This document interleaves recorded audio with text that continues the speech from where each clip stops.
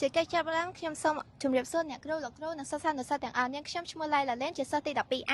ខ្ញុំបាទឈ្មោះឡានរងជាសិស្ស 12D នៃវិទ្យាល័យហ៊ុនសែនកោះធំថ្ងៃនេះខ្ញុំទាំងពីរនាក់បានចូលមកតំណាងឲ្យវិទ្យាល័យហ៊ុនសែនកោះធំទាំងមូលដែលបានចូលមកបង្ហាញចំណាប់អារម្មណ៍ទៅលើកម្មវិធីបោះជំរំវិទ្យាសាស្ត្រដែលរៀបចំដោយខាងមហាវិទ្យាល័យបច្ចេកវិទ្យានិងវិទ្យាសាស្ត្រ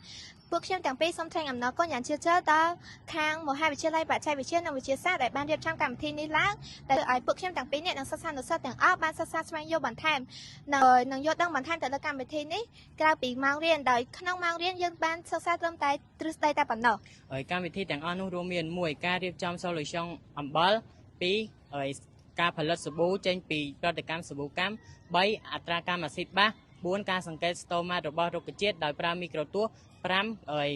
ការកំណត់រោគតម្លៃ pH របស់ solution ចំពោះកម្មវិធីដែលពួកយើងបានរៀបរាប់ខាងលើគឺសុទ្ធសឹងតែបានលើកស្ទួយដល់វិស័យ STEM ដែលនៅក្នុងពេលបច្ចុប្បន្ននេះសាលានីមួយៗគឺកំពុងតែអភិវឌ្ឍនិងលើកតម្កើងទៅលើវិស័យ STEM នេះឯងជាចុងក្រោយខ្ញុំសូមអរគុណទៅដល់លោកគ្រូអ្នកគ្រូនិងសិស្សច្បងទាំងអស់ដែលបានចំណាយពេលដ៏មានតម្លៃក្នុងការបង្ហាត់បង្ហាញនៅអ្វីដែលថ្មីដែលជាចំណេះដឹងថ្មីដល់សិស្សសានុសិស្សដែលនៃវិទ្យាល័យរបស់យើងខ្ញុំក៏សូមជូនពរទៅដល់សិស្សលោកគ្រូអ្នកគ្រូសិស្សច្បងទាំងអស់